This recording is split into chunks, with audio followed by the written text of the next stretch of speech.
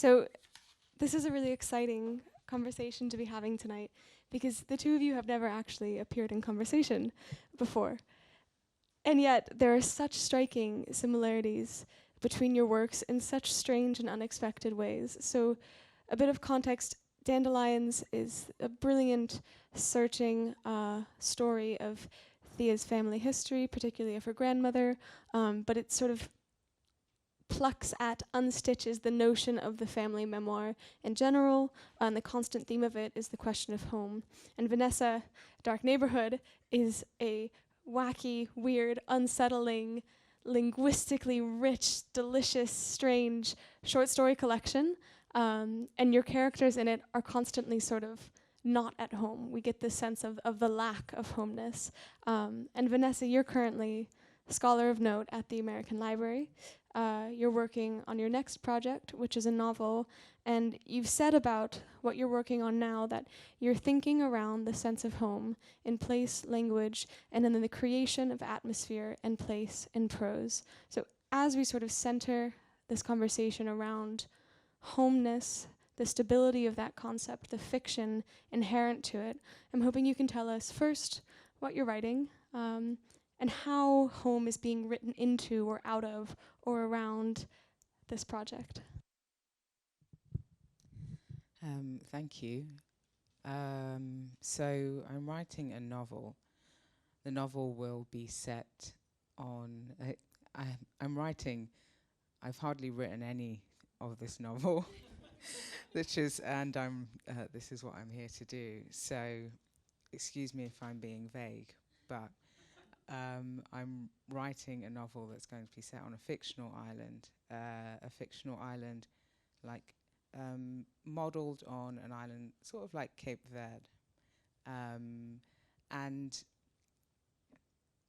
the idea of home, I suppose when I started looking into the Cape Verdean language and self-conception, this idea of the castaway or the exile kept reappearing. The idea of the shipwreck, which seems to be quite integral to,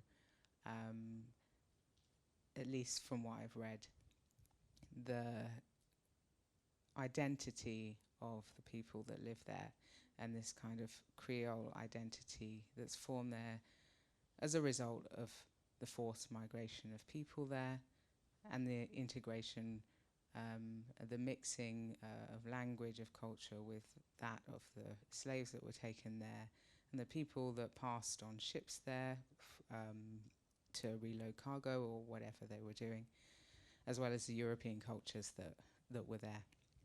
So I suppose I'm thinking about the question of home in relation to exile. I suppose that's where my work, my novel, really intersects that idea. In my novel, because the island is actually fictional, the language will also be kind of fictionalized Creole. And today I asked myself why I've decided to do it that way. But for me, if you read my other work, I'd say that for some reason that I find there's more truth in the artificial sense. For me, writing for me is an exercise in seeing. It's an exercise in getting to some truth. So really, it's a personal. The actual book is sometimes is a byproduct of my seeking something else, some kind of reality, and the way, at least in my first book, the way I've sought that is through its distortion, through the distortion of language, the breaking up of language. And Creole languages do exactly that. I've been reading Glissant while I've been here to help me kind of get into this, into the mindset of Creolite, as he calls it, or this Creolized mindset.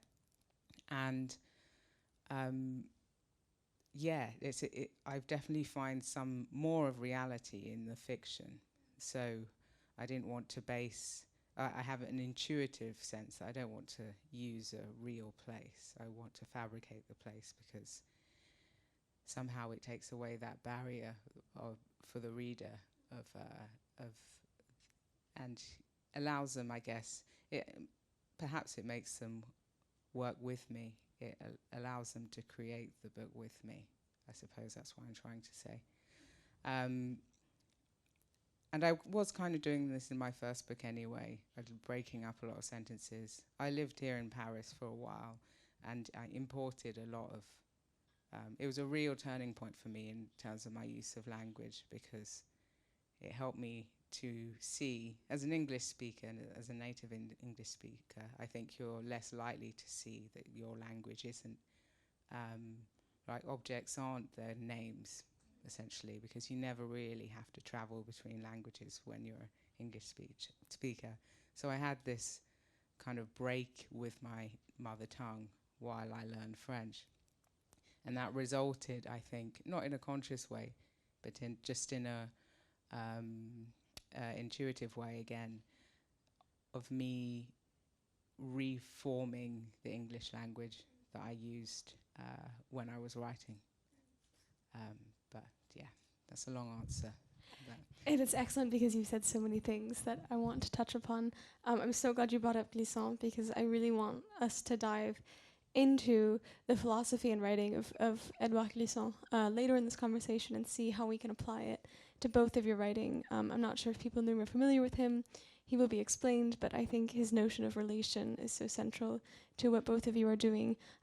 Thea, I noticed you nodding along as Vanessa was talking about sort of fiction and fabrication, and I'm wondering if you could speak first a bit about the project of Dandelions and then about your relationship to fiction versus memoir versus fabrication in this book as well.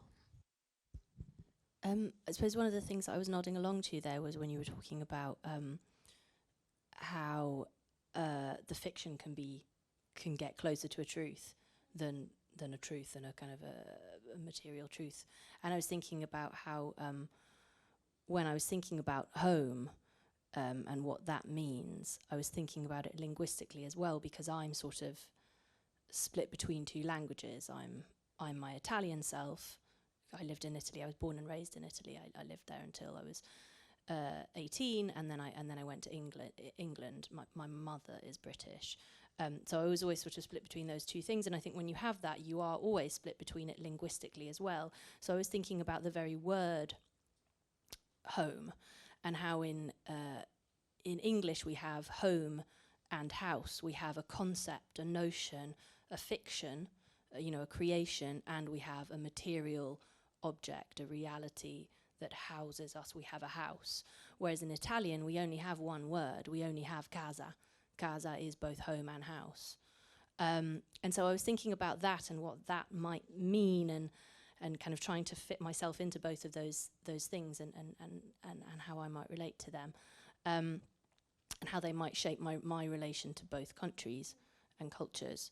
But to answer your question about how Dandelions sort of came about as a project, it was sort of getting at that idea of home and house and whatever, but by starting with my nonna, my grandmother, my Italian grandmother, and how she was almost like a doorway to that very idea, and how she's sort of become a repository for so much that I think about when I think about home and where home is and where I belong. And then, of course, when you start to think that way and you look at this wonderful aging woman, you realise that as she's aging and dwindling in presence, and there's a sense in which she's already got one foot out the door, she's 97, 98, not very well at the moment, you have a sense of losing that material kind of connection to home, and as well as the notional, conceptual way of it. So the book came about through kind of a desire to pin her down, which sounds quite aggressive almost, but I just wanted to grab her and pull her close and just ask her questions. Ask her all of the things that I think no one had ever thought to ask her about, stories that she has told for my whole life and before, stories that my dad, her son, was raised on, and that then I in turn was raised on, and to just ask her questions to kind of problematize them, And in so doing, you're kind of like excavating and sort of trying to get closer again to that idea of where you belong and what makes you belong and why you tell stories. And I mean, you said you're starting your book now, your novel now, and you've not really done very much. I'm 3/4 of the way through my next book, and I still feel like I've not written it in a weird way. And both of the books, Dandelions and the book that I'm writing at the moment, are both engaged with that question of why we tell the stories that we tell. What is it that we're trying to do with those stories? With Dandelions, it was trying to work out what home is. And I think with The Tower, which is the book that I'm writing now, it's a sort of a spin on the same thing, because the stories are what make us feel like we are home. They kind of, reflect ourselves back to us. I'm struck.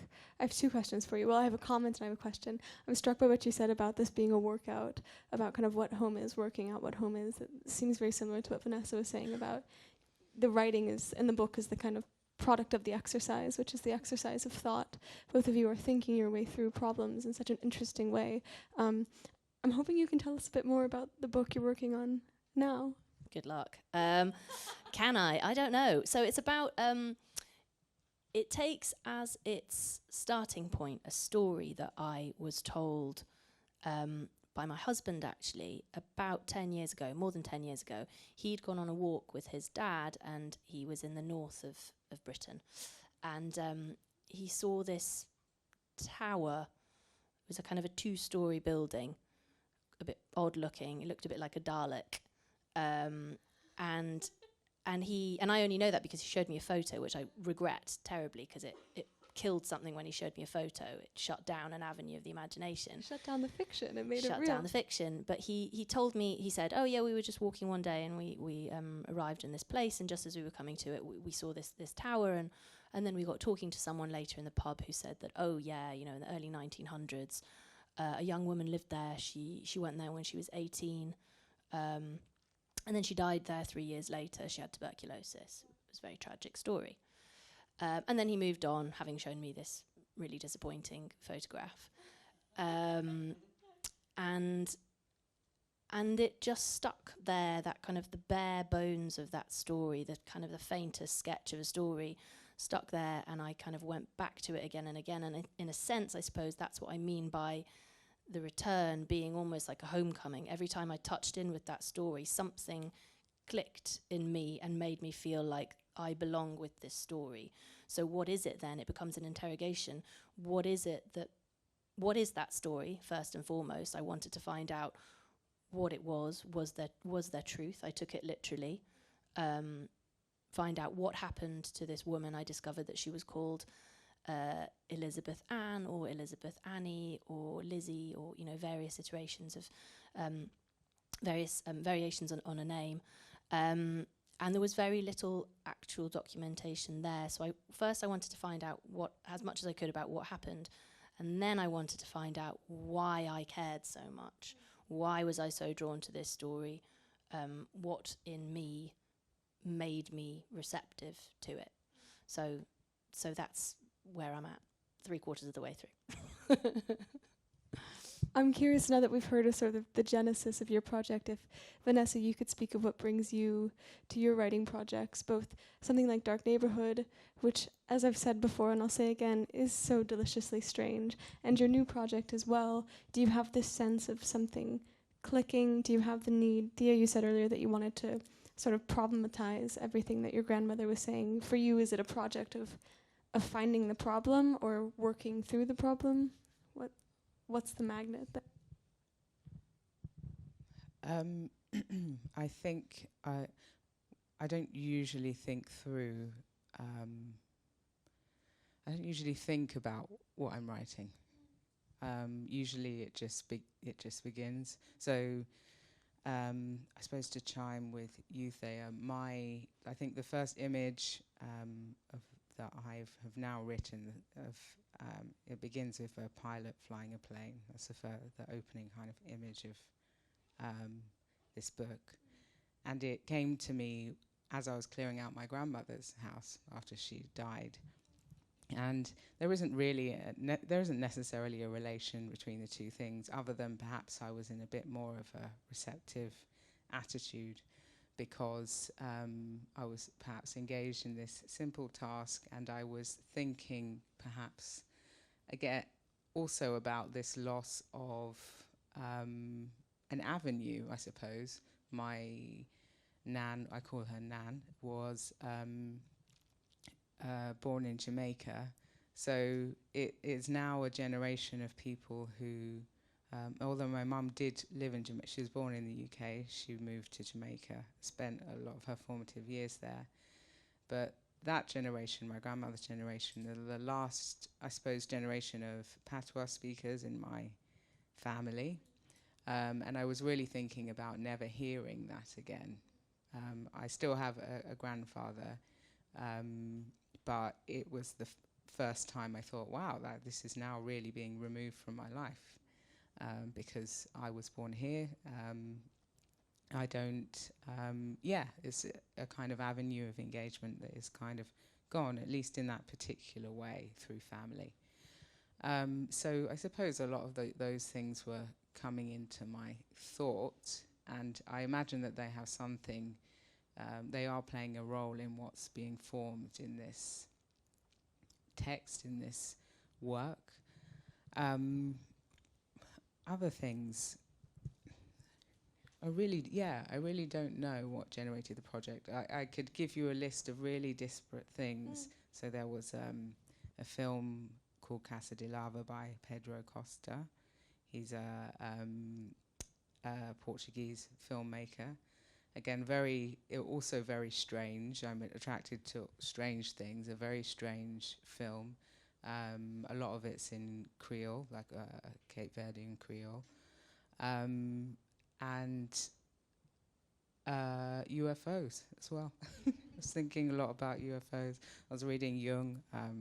I am reading Jung, Flying Saucers. And I think that there is, for me, I think the thread running through those things, I try not to make this a very long answer like the last. I suppose, as long as you need, it's okay. I suppose there's a thread running through these things about this sense of home, and about it being within a person. Thea, I read this in your book as well, a kind of feeling, and about what that is.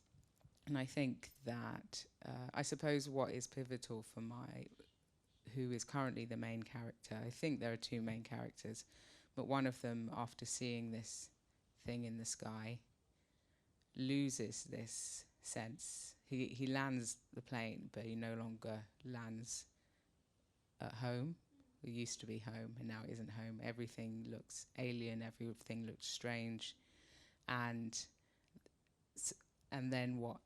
Then what happens? Like, if you're kind of exiled from yourself, essentially.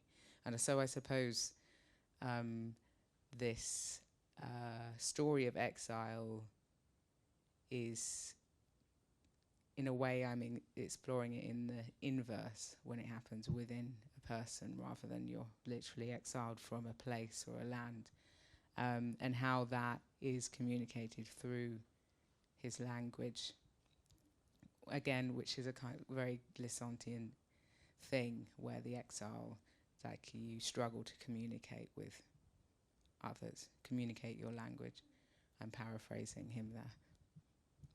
Thea, you've nodded along to quite a lot of that. Would you like to respond? Well, I'm just thinking about that thing about existing, linguistically again. And so, if you're in exile, how you kind of bridge that gap. And I was thinking in particular, actually, when you were saying about how when your grandma died, she was the last patois speaker who was a big figure in your life, and so you lost that whole avenue, that whole way of almost like seeing and interpreting the world. And just seeing in that my own nonna, grandma, who exists linguistically in, less so now in English. She used to speak English with a very heavy Mancunian accent, weirdly, given that she's completely Italian. And Veneto, which is a Venetian dialect, as well as Friulano, which is more to the east, and it's a strange language of Slovenian, Hungarian, German, Italian, Venetian, all of these. This is like a crucible of languages, and how I only speak Italian, really. I can understand Veneto, but I wouldn't dare to speak it because I'd get it wrong. And I certainly don't speak Friulano, the odd word, but I cannot express how odd it is as a language. And you have almost like no kind of bits to hold on to. You're kind of at sea with it. And how if you don't have that language to connect, how it completely changes the way that you relate to the person, but also to their world and to their kind of conception of the world. So my nonno, my grandfather, felt most at home in Friulano. And because I didn't speak Friulano, although we had a close relationship, I would say, there was also a distance, a sort of pat you on the head, you strange posh creature who speaks the national standard language. And to me, he was this kind of fantastical beast who made strange noises and who was like this. This can only sound cliched, but it's what your brain does when you're trying to kind of position people. He was a man of. It's like he'd like grown up from the land that he was stood in, like the rose bushes or the vines that he tended. He was the direct product of that strange part of the world where the East met the West, and there was conflict and all of the rest of it. So yeah, just thinking about language and how it frames everything. And it's so interesting as well. Vanessa, you've spoken about Glissant, his notion of creolization, and I was thinking about that in relation to Dandelions. Thea, for those who haven't had the chance to read this remarkable book, the story of your grandmother Dirce and her husband takes place as sort of Mussolini's Italy is also taking shape. I hadn't been aware prior to reading this that there had been so many Italian dialects which were then standardized under fascist rule, and there is this relationship between language and power, and language as this one sort of homogenous center. There is one official dialect and it comes from the state and we all speak it, versus this sort of dispersal, diffusion of language, which is, I think, a point that Glissant makes, that no language is pure. All languages are a product of this overlapping, of this relation. I'm wondering if, Vanessa, you could speak to this notion of creolization more, perhaps, and explain how Glissant has informed your work. Well, I think what I'm trying to do while I'm here, as you know, is use translation as a kind of practice, like as a process for, again, doing this work of reconfiguring language, reconfiguring my own use of language as a writer, but also just seeing what happens with that. How does it rewire my brain, if at all? What discoveries will I make? And so I had decided to translate Glissant and Aimé Césaire. I translated one of his poems this week. And what it really brought home to me, although I knew this intellectually before, but it became apparent to me how each word is a relation. It's like it only has meaning in relation. Each word is part of a nexus of meanings, and they only mean when related to other things, other concepts. So I don't speak fluent French, and when I did learn French, I learned it orally. I learned it by living here and speaking with people and through working. So this was a bit of a feat for me this week. And also poetry, especially a poet like Aimé Césaire, whose rhythm, as I was reading around, rhythm of his poetry is Martinican, it's not French.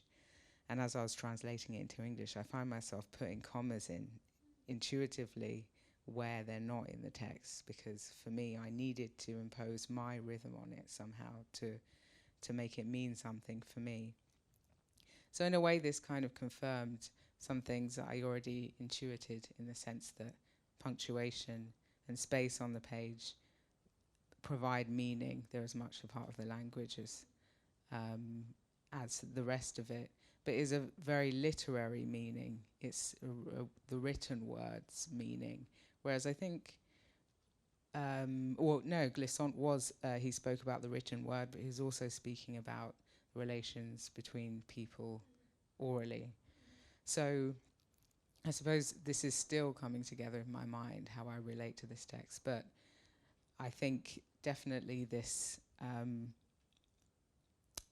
this sense of relations between words within a language and relations between languages, and how it's, in my mind, spatially, I suppose, it's more like an ecosystem, as you were. If you look into a forest, how everything kind of works together, but there's no linearity, there's no neat line, there's no chronology. And this, I suppose, this is what he was trying to say. There's only opacity. And I mean, I am glad I embarked on the project, because now it's becoming a reality, a more embodied reality than I could understand by just reading Glissant. Yeah, I mean, I've read it once. I need to read it about 3 more times, because it's really a book you absorb. It's not a book dense. you understand sentence by sentence. So yeah. Well, in a sense, Glissant's method is he writes the relation as well. He doesn't posit things clearly. He suggests them. He places them side by side and allows you to do the work of connecting them. And I'm so struck by the presence of Glissant, because I think you're both writers of relation. And I think, Thea, so much of your work is looking at this sort of field of objects and gathering them together, establishing what that relation is. There's a moment in this beautiful, wonderful book, which is a book gathering D'Urcy's history, but it's gathering from photographs, from your own memories, from other relatives' histories as well, from official political histories, from unofficial histories. And you write, without my attentions, I think this family story of ours is just, there it is again, a space. I imagine a tundra through which this person passed and that happened, and then this person and that, with no overarching pattern or structure, no links between us, no communion. And you describe your work of building this story as akin to building cairns, gathering mismatched elements into crude moments of recognition that stand for decades, symbols that say, I am now in my own way where you once were and where another one of us may one day be. That affinity has only to be found. There are connections if you place things side by side. Just so, look hard enough, squint, maybe close one eye. So this strikes me as a project of relation. I'm wondering if you could speak to the sort of work of relation, the work of gathering, foraging, stitching together that takes place in Dandelions. Well, I knew when I started Dandelions that I wanted to try to capture something of the skill, the craft that the different people who I'm writing about had themselves. So some of the chapters centre specifically on certain people. So my non Nadirce, she runs through it because she was a seamstress. That was her craft, that was her trade. And so she sort of stitches the thing together. She's the thread that bobs up and down through it all.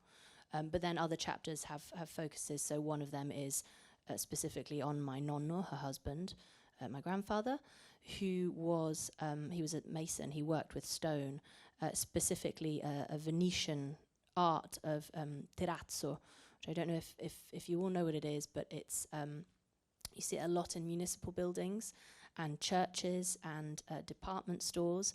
It's broken up bits of stone and glass, and it's all mixed together. They're all disparate, broken up bits, and they are set in concrete that is then buffed and smoothed and worked to a shine. And it's called poor man's mosaic.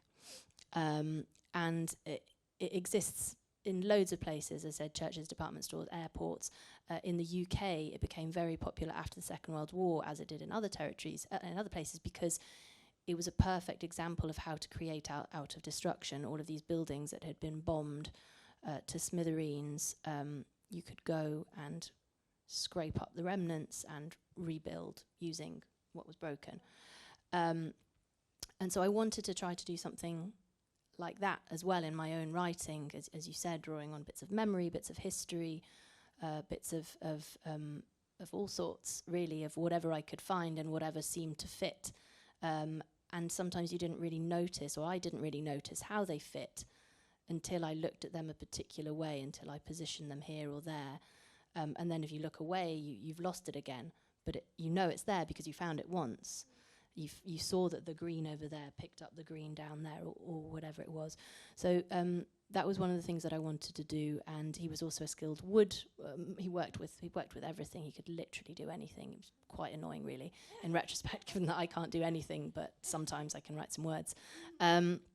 So yeah, I wanted to try to capture some of that the different crafts, basically, and I mean, it's just it's so symbolically rich, both of their crafts. The woman who's a seamstress, which is, you know, that's the story of the woman who weaves, is as old as Penelope, and it's related to writing. It's the practice of fabrication, of putting things together, and that alongside the gathering of the fragments of stone to build a sort of complete but heterogeneous image. It's so potent there. Which is also, I would say, what was happening more broadly in Italy, both before fascism came along and imposed its very specific idea of what was and wasn't Italian, but before that, in the 1850s, and before that, when they were kind of there was the push towards unifying the country, which was only realised in the 1860s. It was a pulling together of all of these disparate odd ends and trying to make them cohere somehow. And sometimes, somehow, in some ways, it worked, but then it could just as easily fall apart. And the project of Italy is still unfinished. It's still unmade. It could fall apart at any moment. It routinely does fall apart. But so it's that same thing. You know, our personal identities are that. Our books are that. Our nations are that. We're all just composites of odds and ends. Vanessa, perhaps you could speak to the presence of the composite or of the fragment as well in both Dark Neighborhood and in what you're currently writing. I'd just say I'd agree. Like the that's all you need to say. We can go home now. The event's over. Yes. Just speaking personally, like I think I was drawn to Glissant mainly possibly this ties in with my grandmother and this loss as well, because it is a way of understanding myself, but also I think he was speaking to most of contemporary existence, is that people are either disillusioned with or cannot rely on national identities to hide behind or to form their own identity.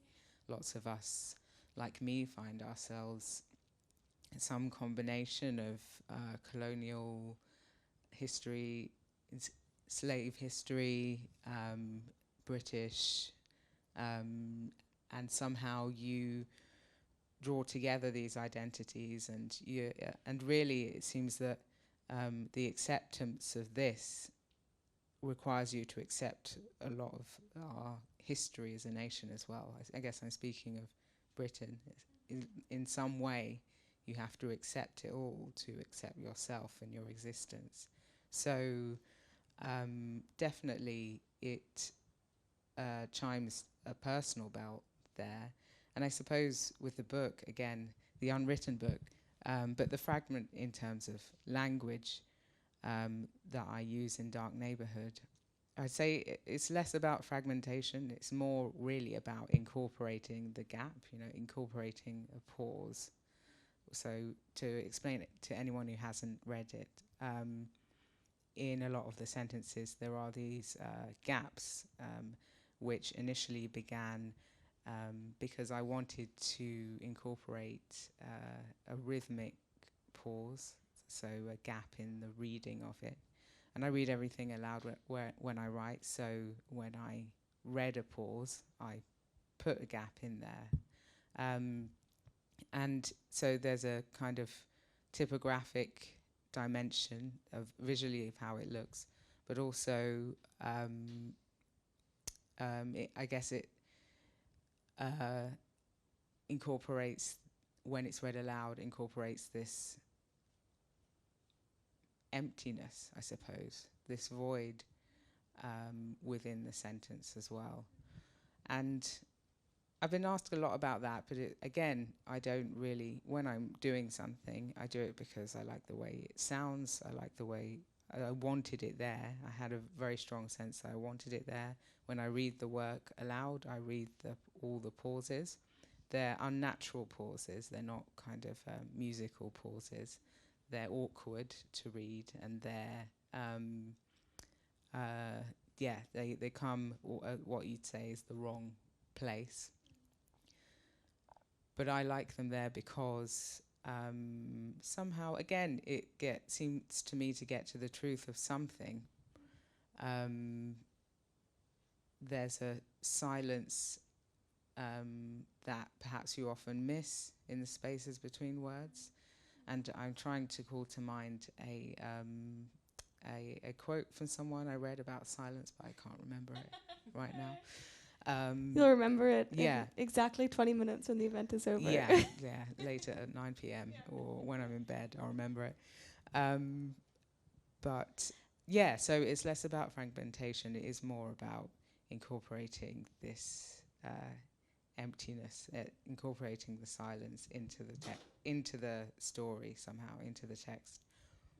And there's something Glissantian to that too, the sort of the center of the sentence is absent. It's kind of dispersed across space in a strange and interesting way. It makes me think of the notion of the archipelago, right? That it's not it's something in Glissant he opposes kind of archipelago thinking to continental thinking. The continent is just one solid block. It's just there, and it induces a systematic way of thinking, whereas when one considers the interconnected relationship between islands, which also bears a relationship between the sea and the sand, it's spread out. It doesn't follow a logical order or a system in that way of thinking.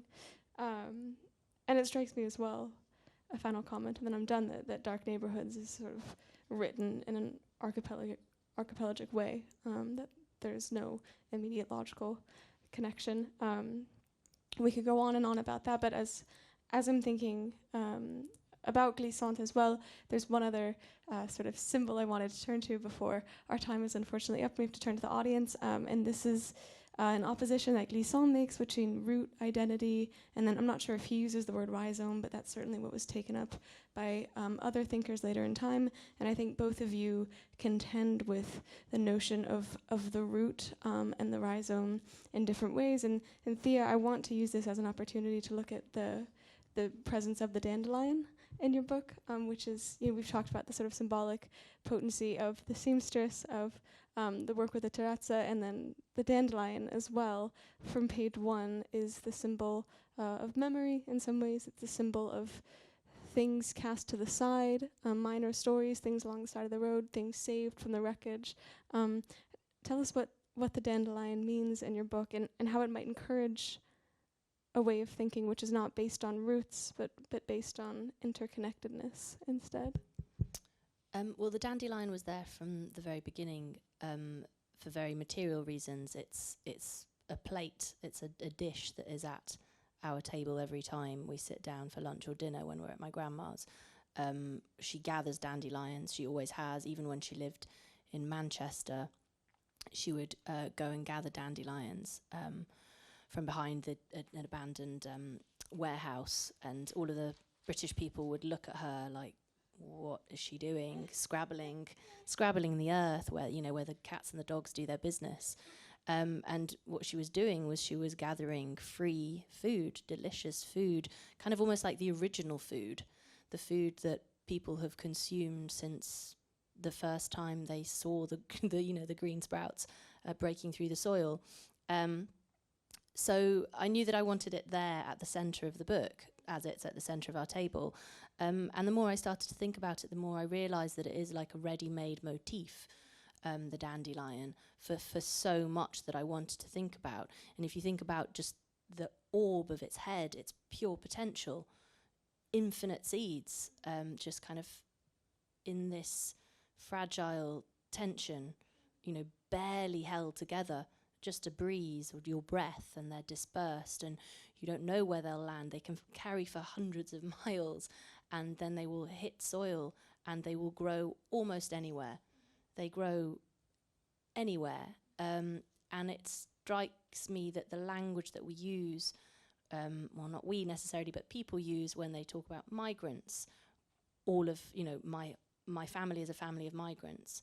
When people talk about migrants, they say things like, oh, they get everywhere, which is actually what people say about dandelions in their otherwise perfectly pristine species, lawns. Yeah. Exactly, they're an invasive species. And the more I started to look into the kind of the dandelion and how we talk about dandelions and how we talk about migrants and all of these sorts of things, I started to realize there are all of these sympathies. There's a judge in the US, for example, who wrote a book. This is quite unbelievable and horrific when you say he wrote a children's story, and he used to preside over cases of whether or not someone should be allowed to stay and should be given asylum or allowed to remain in the US. And he wrote this children's book in which the metaphor was a greenhouse full of beautiful roses that were tended by this kind of gardener who would come and tend to his roses, and the threat came from outside in the form of these dandelion seeds that would kind of gather at the windows and try to creep in through the cracks. And if they get into that greenhouse, they will contaminate, they will infect, they will, the language is that obvious, that horrible and loaded. And the roses will struggle and die if they're too kind and they let the dandelions take root. So all of these sorts of things, and just wanting to think about how the dandelion has been so many things to so many people. I just let it run away with me. I ran away with it. I don't really know who was in control. But it's brilliant too when all of you purchase this book, which you will do after this event. You'll see also you look into the etymology of the dandelion and the sort of medicinal properties attributed to the root, and it just becomes this sort of endless trove of things to be gathered, as you say, to be brought together. I'm looking at the clock now, and I'm horrified to see that I must relinquish my power and turn to the audience. Otherwise, I could keep going all night drawing comparisons between both of your brilliant work, as well as highlighting the sort of moments of dissonance. But I will just say thank you both so much for this. Can we have a round of applause?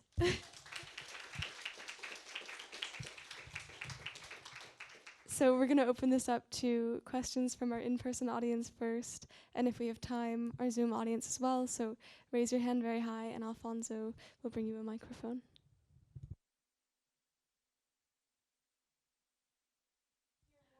Microphone. Okay.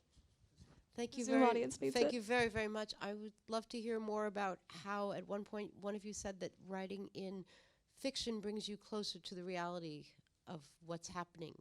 In that, I think you said it engages the reader more because they can invent it along with you. But I'd love to hear more about that. Yeah. Oh, I suppose perhaps it is just my sensibility also, but here's a quote I do remember. It's from Fellini. It's actually a story, and as the story goes, scouts were looking for a beach, for him to do some filming on. He was doing some filming by the sea, and they found this location, and then Fellini said, no, it has to be more artificial. So they recreated it all with plastic, the sea with this glittering sea with like moving plastic. And for me, that's the best way I can tell you that's what when I'm writing, I have a similar attitude in that somehow I can't just describe to you the sea. I have to give you an experience.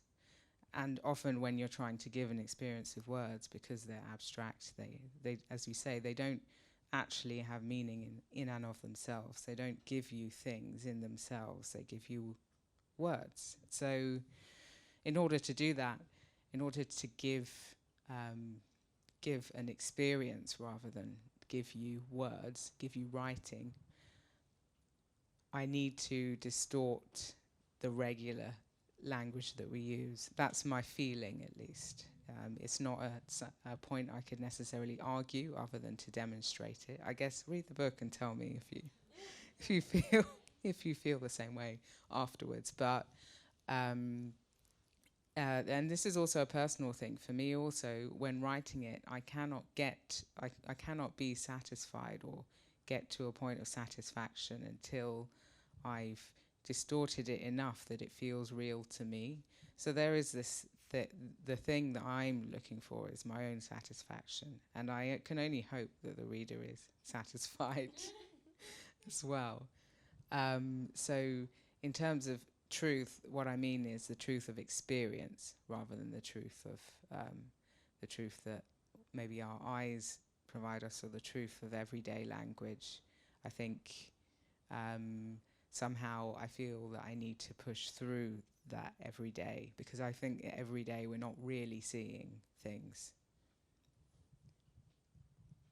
I would second all of that, but also I think for me, because I think I was nodding a lot when you were saying that the first time round, for me it's also about fiction and the imagination. So it's not fiction necessarily in terms of created artifice. It's also just about kind of allowing more room for the imagination to come in, because that brings with it stuff that the day-to-day, the kind of the material reality, for want of a better way of putting it, doesn't bring us. It brings feeling, it brings depth, it brings other dimensions. For example, when we were talking about Dandelions and how to publish it, the publisher asked me whether I wanted to include photographs of people, real photographs of the people, of my family. And I immediately sensed and felt quite strongly, absolutely not.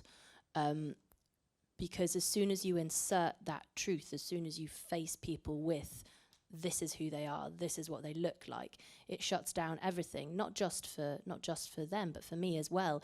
It stops me being able to imagine, it stops you being able to imagine a whole other world, a whole other dimension in which there is truth that I haven't even been able to give you yet, because you have to bring it yourself. So I think it's also about that. It's just about kind of bringing down walls, taking truth out of the equation, or sort of dampening it, softening it, to let other stuff flood in.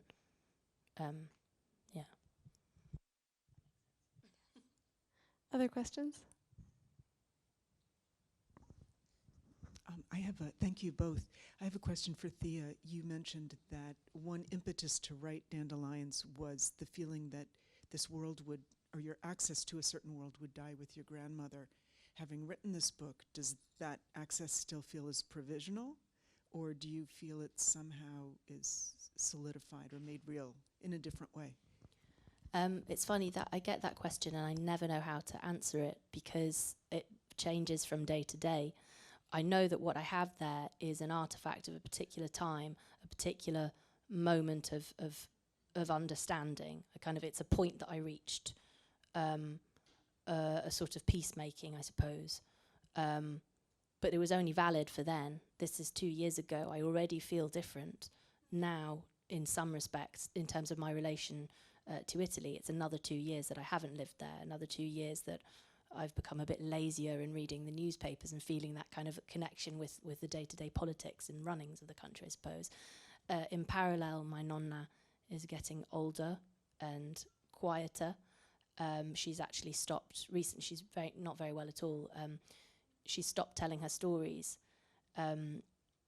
So I am, for that reason, more than any, I suppose, I'm glad that I have that I've done that, and that I've got that book, that I caught it, which is what I wanted to do. I wanted to catch her before she went. So I don't think I've answered your question. I don't know if I have. I have. Yes, in a certain moment of time, and I'll have to keep kind of making my new peace with it, I suppose.